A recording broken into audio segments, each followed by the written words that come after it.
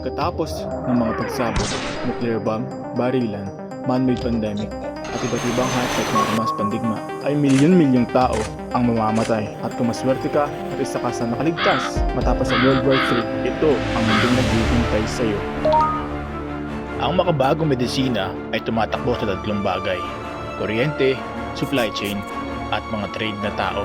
Winawasak ng digmaan ang lahat ng tatlong yan. Refrigeration para sa mga gamot, antibiotics na ginagawa sa pasilidad at mga doktor ay mababawasan o mawawala. Mga sakit na matagal nang nakalimutan ay babalik pagkalipas ng maraming panahon. Ang cholera ay kakalat sa kontaminadong tubig.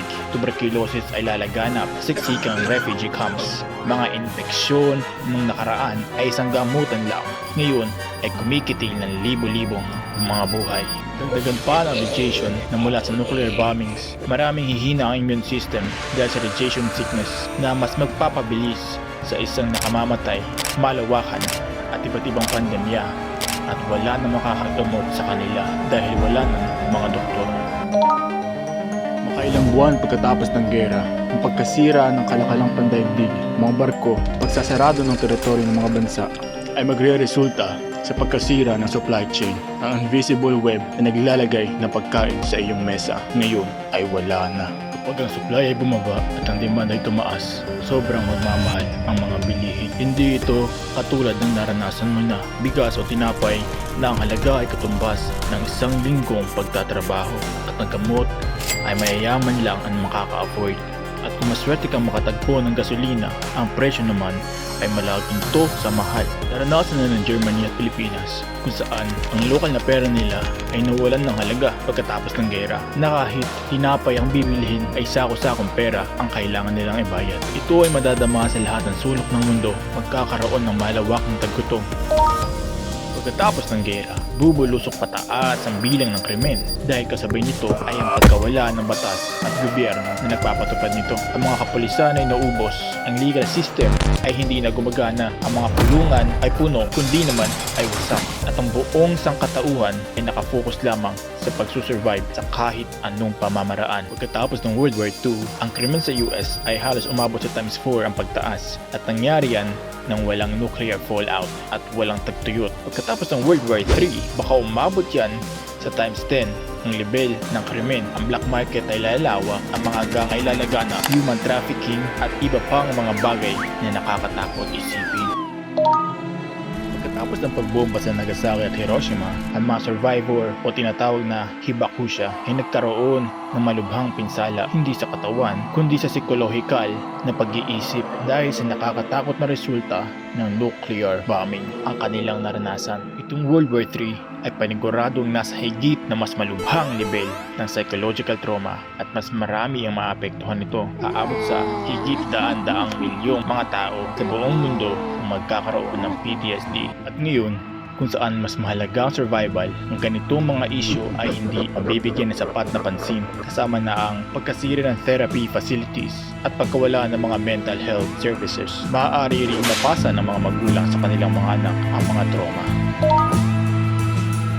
Hindi lang winawasak ng gera ang mga building, kalsada at buhay ng mga tao, kundi sinisira din ito ang mga pasilidad, kaalaman at workforce para sa muling pagsasaayos ng mga nasira. Ang nuclear EMP o electric magnetic pulse ay kayang sunugin ang lahat ng electronic device sa loob ng daang-daang kilometro. Walang computer at walang cellphone. Ang paraan sa pagbuo ng mga bagay gaya nitong electronic devices ay nakatala pa naman sa mga libro at sa utak ng mga iilang tao.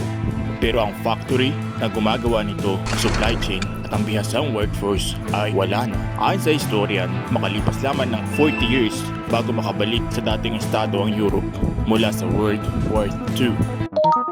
Hindi lang buildings ang kayang masakin ng nuclear war. Kinikitil din ito ang mga tao na may iba't ibang kultura. Ang mga wika ay mamamatay.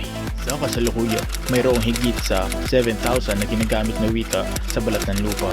Marami sa mga ito ay maiilan lamang na gumagamit, at nabubuhay lamang ang mga ito sa pamamagitan ng pagsasalindila sa susunod na henerasyon. Ang mahihina at matatanda ay madalas unang namamatay sa panahon ng digmaan. at ang mga matatanda ay ang may dala ng mga istorya, tradisyon, mga kultura na hindi nakasulat sa papel. Sa pagpanaw nila, sabay din nilang mawawala ang mga ito. Katulad ng mga awit, recipe, gamot at mga tradisyonal na seremonya na nasa memorya lamang at hindi mapepreserba sa susunod na henerasyon. Ang isang to ay dahan-dahang mararamdaman. Ang mga school sa iwasak, mga guro at estudyante ay binawian ng buhay. Kaliwat ka ng problema sa buhay, kaya't mas maigi nang hindi pumasok sa eskwela at maghanap ng basic needs. Isang taong walang eskwela ay malaking problema na. 5 taong walang eskwela ay isang malaking krisis. At isang dekada ang walang eskwela, isang henerasyon ng progreso sa edukasyon ay mawawala.